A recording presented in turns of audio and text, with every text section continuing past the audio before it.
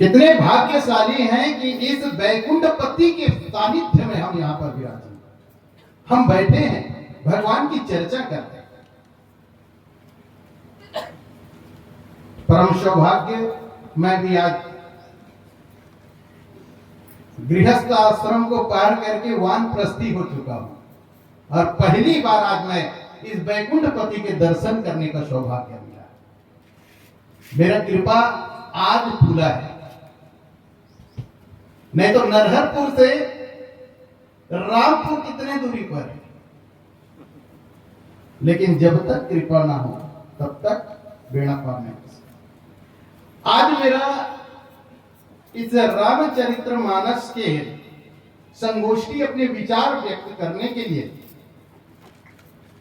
मुझे जो विषय मिला है, ज्ञान, भक्ति और वैराग्य। ये जो तीनों शब्द है, ज्ञान, भक्ति और वैराग्य, अगर हम इस पर चर्चा करें तो हरि अनंत हरि कथा अनंत, इसका पार हम नहीं पा सकते। अगर सारे पृथ्वी को कागज बना दिया जाए और सारे पेड़ों को अगर लेखनी बना दिया जाए तो पर भी इसमें लिखा नहीं जा सकता।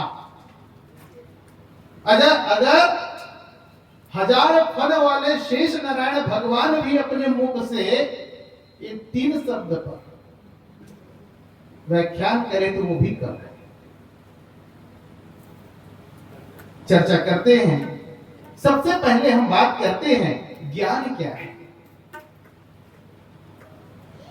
ज्ञान मान जहूं एक नाही, देख ही ब्रह्मा समान सब माही। तुलसीदास जी, गोस्वामी तुलसीदास जी रामचरित्र मानस में ये सुंदर विचार रखे। अच्छा, ज्ञान के विषय में चर्चा कब प्रारंभ हुआ? उत्तर कांड में काकभूषण जी महाराज गरुड़ जी के पूछने पर ये ज्ञान के सूक्ष्म और दार्शनिक चित्रण का वर्णन किए।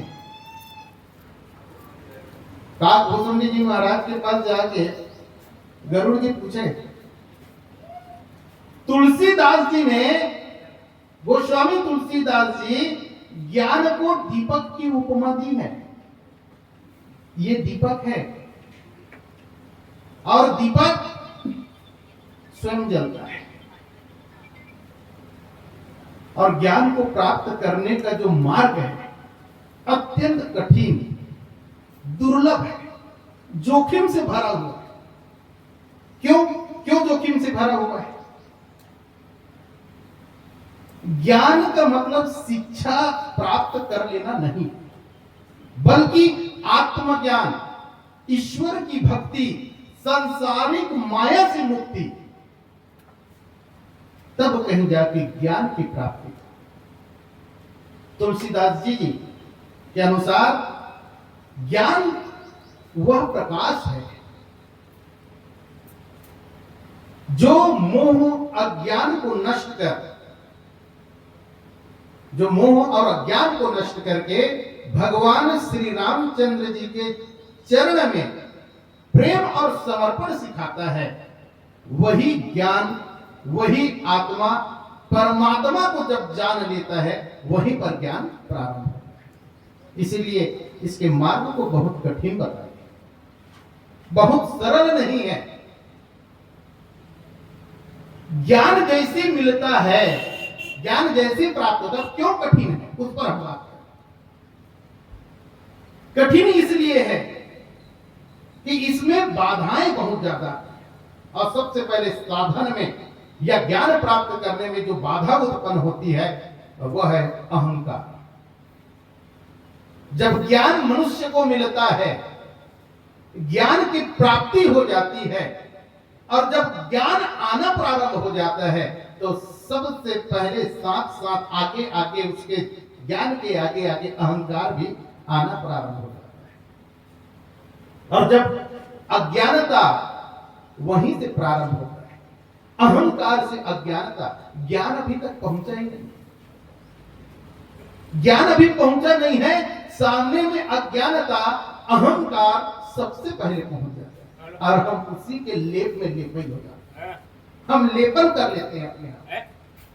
जहां पर अहंकार आता है वहां पर हमारे चक्षु, आंख बंद हो जाता है, सब कुछ वहां पर यह दिखता है मैं और मैं और मेरा। और जहां पर मैं और मेरा आता है वहां पर सारे साधन, जहां जो साधन है ज्ञान प्राप्त करने के साधन है वो विलुप्त हो जाता है। ज्ञान प्राप्त करने का, ज्ञान का दीपक, the knowledge lamp of knowledge, जो ज्ञान का दीपक है उसको प्राप्त अगर करना है तो साधन रूपी वैराग्य सबसे पहले लाना होगा। और जब हम वैराग्य की बात करते हैं, ये श्रीमद् भागवत के प्रथम अध्याय में ही है, ज्ञान, भक्ति और वैराग्य। माता भक्ति, ज्ञान और वैराग्य तो पुत्र माता भक्ति है। माता भक्ति युवती है और ज्ञान और वैराग्य दोनों बुजुर्ग हैं, वृद्ध हैं। जब नारद जी भगवान श्री हरि नारायण की जाप करते हुए आते हैं, श्रीमन नारायण नारायण नारायण, भगवान नारायण की जाप करते आ रहे हैं। नारद जी देखते हैं कि माता भक्ति बैठी हुई है, और माता भक्ति बैठी हुई है और बगल में उनके जंघों पर, माता के जंघों पर ज्ञान और वैराग्य के सिर टिका हुआ है और बहुत मुश्किल से सांस लेना। दोनों बुजुर्ग अति वृद्ध है, जरा बहुत ज्यादा वृद्ध है, श्वास लेने में भी तकलीफ है। नारद जी को देखकर आश्चर्य हुआ। कहते हैं नारद जी कि हे देवी, ये दो बुजुर्ग कौन है? माता भक्ति नारद जी को देखकर प्रणाम करके माता कहती है कि हे भगवान, हे महर्षि, ये मेरे दोनों पुत्र हैं। तब तो नारद जी के आश्चर्य की और सीमा नहीं। दोनों पुत्र कैसे हो सकते हैं? आप युवती हैं, ये दोनों वृद्ध हैं। बोले ये सांसारिक माया, सांसारिक मोह के कारण, सांसारिक व्यवस्था के कारण मेरे दोनों पुत्र इस अवस्था में, वृद्ध अवस्था में। वैराग्य साधन है। किसके साधन? ज्ञान को प्राप्त करने का साधन है। सत्संग उस दीपक को, ज्ञान रूपी दीपक को जलाने का एक तेल है। सत्संग, बिनु सत्संग विवेक न होई। हमारी बुद्धि तभी बढ़ सकता है जब हम सत्संग करें। अभी कई जगह हम सत्संग में देखते हैं, कहां गए थे सत्संग, क्या किए? वाह, बहुत ताली बजा, ताली बजा बजा के हम लोग सत्संग किए। और सत्संग करके आते समय क्या बोलते हैं? निंदा करते हुए आ रहे। उनके घर बैठने के लिए ठीक से नहीं था, पंखा कम चल रहा था, मेरी तरफ तो आया नहीं, भोजन बना तो ऐसे बना था। यही सत्संग है? यह सत्संग नहीं है, बल्कि कूट सत्संग है। कुमति वहां पर पहुंच गया। जहां पर हम व्यवस्था देखने लग जाएं, वहां आपके ज्ञान तो समाप्त हो गया। इसीलिए सबसे पहले हमको सबसे पहले साधन ढूंढना पड़ेगा, और वह वैराग्य एक साधन है। जो भी मिले, जैसे भी मिले, जहां भी मिले, जिस तरह से मिले, अगर हम उसमें प्रसन्न हो जाए तो निश्चित ही हम वैराग्य की ओर जा रहे हैं। किसी की लालसा नहीं, किसी की इच्छा नहीं। सत्संग वह तेल है जो ज्ञान रूपी लौ को जलाता है, उसको प्रज्वलित करके रखता है। अगर हम सत्संग ना करें, अगर हम सत्संग न करें तो हमारे अंदर में एक विचार उत्पन्न नहीं होगा। इसलिए गोस्वामी तुलसीदास जी स्पष्ट किए, बिनु सत्संग विवेक न।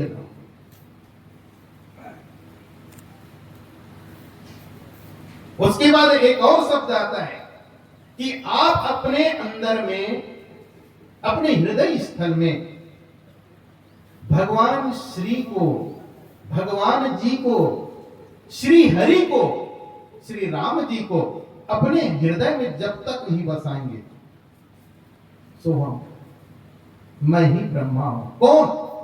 मैं मतलब अपने आप को ब्रह्मा नहीं। कई जगह लिखा रहता है अहम ब्रह्मास्मि, उसके मतलब लोग क्या समझते हैं, कई जगह में सुनने को भी मुझे मिलता है मैं ही ब्रह्मा हूं। यहां पर तो अहंकार आ गया।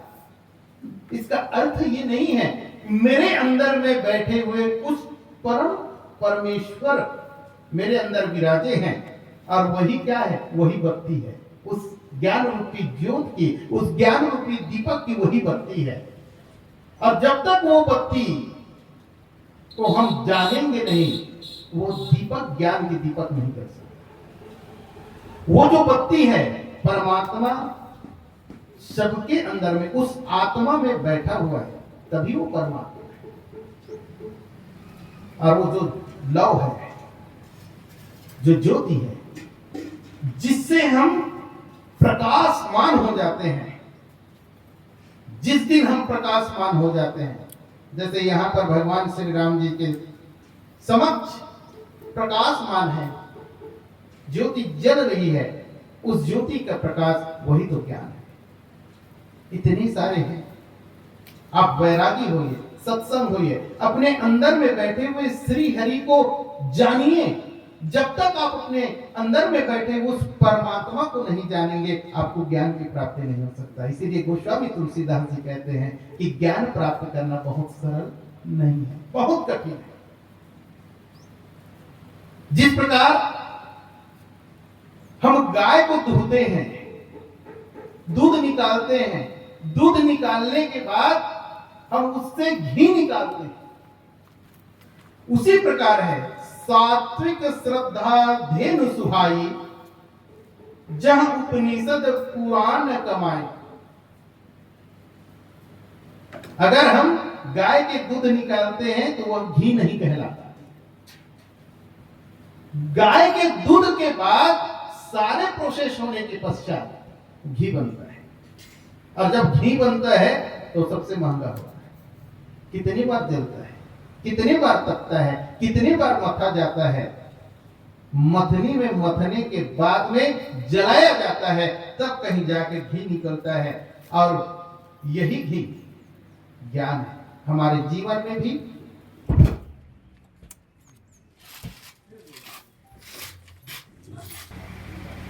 ज्ञान और माया का जो संबंध है, माया,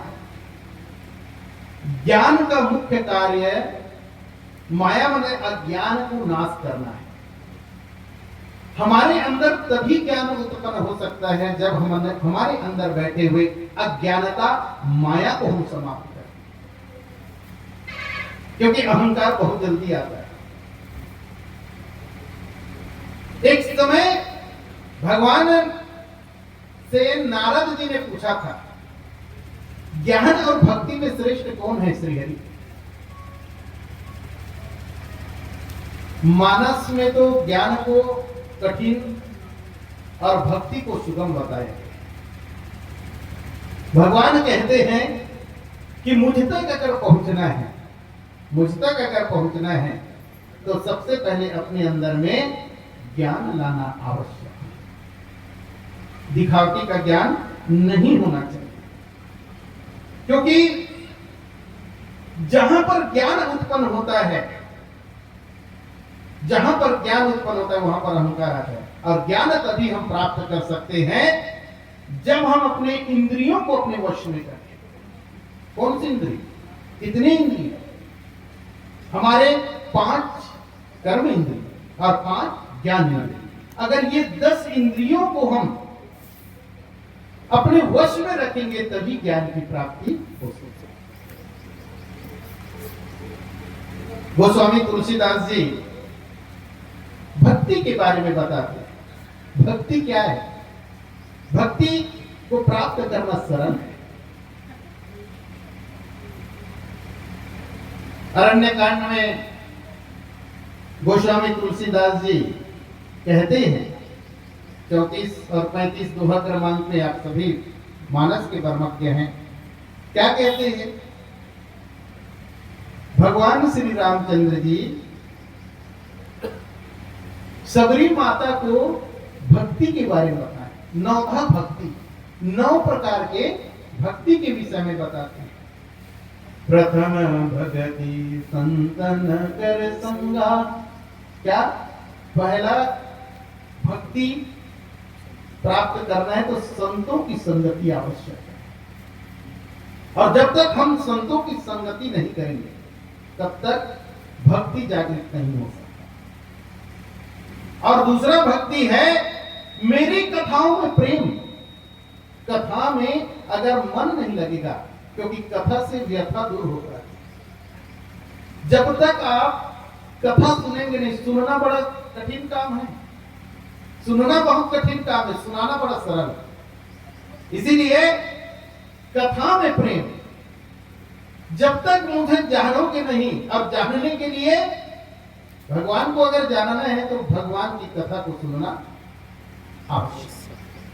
तीसरी भक्ति के बारे में अभिमान त्याग कर गुरु के चरण की सेवा करने की बताएं। ये भक्ति प्राप्त कैसे करें? इसलिए बहुत सारा है।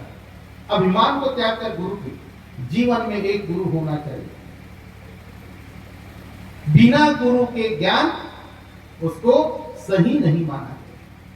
इसीलिए गुरु आवश्यक है। और गृहस्थ आश्रम में जैसे पहुंच गए तो बिना गुरु के गृहस्थ आश्रम प्रारंभ ही नहीं करना चाहिए। इसलिए हर व्यक्ति को, हर मनुष्य को एक गुरु मार्गदर्शक बना लेना चाहिए। और इसी प्रकार दृढ़ विश्वास, भक्ति प्राप्त करने के लिए दृढ़ विश्वासी, इंद्रियों को वश में करना, सारे जगत को एक समान देखना, वो पत्थर हो, कंकड़ हो, सोना हो, चांदी हो, सबको एक समान देखना। और उसी प्रकार और जो भी मिल जाए उसमें संतोष है। ये सबसे महत्वपूर्ण है, संतोषी बनना, संतोष अपने अंदर में ले आना। और कभी भी सपना में भी दूसरे का दोष नहीं देखना चाहिए, कभी भी दोष नहीं देखना है। क्योंकि हम अधिकतर, हमारे मन में क्या रहता है, जब अभिमान आ जाए तो हम दूसरे के दोष जरूर देखेंगे, उंगली जरूर उठाते हैं। कभी ये नहीं देखते कि हम एक उंगली तो उठाए हैं लेकिन 3 उंगली अपने साइड भी, अपने तरफ भी उठा हुआ है। तो इस बात को भी ध्यान रखना चाहिए कि हमको किसी का दोष न देखें। और सरलता, छल कपट से दूर। और श्री राम जी कहते हैं सबरी माता से कि मेरे प्रति भरोसा। उनके गुरु तो यही बोल के गए थे ना, तुमको मेरे आराध्य मिलने आएंगे, आएंगे, तुमको मिलने के लिए जरूर आएंगे। इसीलिए विश्वास रखना। और यही आज हमारे सांसारिक जीवन में यही डगमगा चुका है, विश्वास। हम विश्वास कम करते हैं। वैराग्य क्या है, हम इस पर 2 मिनट चर्चा करते हैं। वैराग्य क्या है? वैराग्य मतलब ये नहीं कि सब कुछ त्याग किए और जंगल में चले गए, वहां पर बैठ गए और राम राम जप रहे, ये नहीं है। वैराग्य वह है संसारिक मोह माया के ऊपर भगवान श्री राम जी, भगवान परमेश्वर के प्रति अनन्य प्रेम करना, अपने लिए भी सोचना ना, वही वैराग्य है। यही वैराग्य है। अभी हम बात कर रहे थे आश्रम व्यवस्था के, ब्रह्मचर्य आश्रम, गृहस्थ आश्रम, वानप्रस्थ आश्रम और संन्यास आश्रम। आपको जानकर आश्चर्य होगा कि हम लोग पूजा पाठ भी करने वाले, वहां पर गीता सुनाने के लिए भी अंतिम समय में बुलाते हैं, गीता सुनाने जाते हैं। बुजुर्ग माता हो या बुजुर्ग पिता हो, लेटे हुए हैं, मरणासन की स्थिति में हैं, अब तक मरने वाले हैं। और सबसे पहले तो मैं ये देखता हूं कि उनके गला में क्या है, अभी भी चाबी लटक रहा है। ऐसे वैराग्य थोड़ी है आप 75 वर्ष की ऊपर हो गए हैं तो आपको सब कुछ छोड़ देना चाहिए। वैसे तो 50 साल के बाद छोड़ देना चाहिए। आप एक जंगल में नहीं रह सकते, वानप्रस्थी हो गए लेकिन वन में नहीं रह सकते, लेकिन आप घर में भी रहकर मार्गदर्शन कर सकते हैं। वैराग्य, वैराग्य वह है जहां पर कुछ भी आपके पास शेष न रहे। कहना तो बहुत था, लेकिन समय यहीं पर हमको प्रतिबंधित कर रहे हैं। हम पुनः एक बार कहेंगे कि आप सब भगवान श्री रामचंद्र जी के चहेते हैं। भगवान आपको बहुत ऊंचाइयों तक ले जाए, इन्हें शुभकामना धन्यता के साथ। जय जय श्री राम। जय जय श्री राम। ज्ञान भक्ति और प्रेम वैराग्य का उपवन तुम्हें लगाना है। ज्ञान भक्ति और प्रेम वैराग्य का उपवन तुम्हें लगाना है। इस धरती पर, इस जीवन में राम नाम गुणगाना है, राम नाम गुणगाना है। हम सभी सुन रहे थे परम पूज्य डॉक्टर लक्ष्मण शुक्ला जी, भगवताचार्य, साथ ही साथ तुलसी मानव प्रतिष्ठान शाखा नरहरपुर के आप कार्यकारी अध्यक्ष हैं।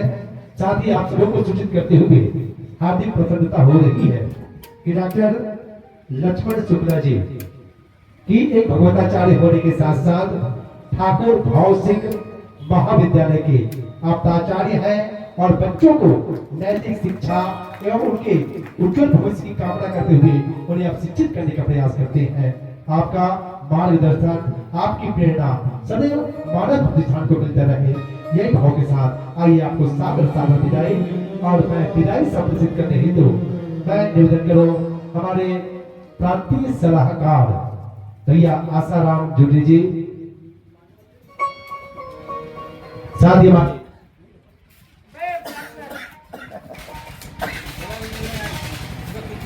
चलो चलो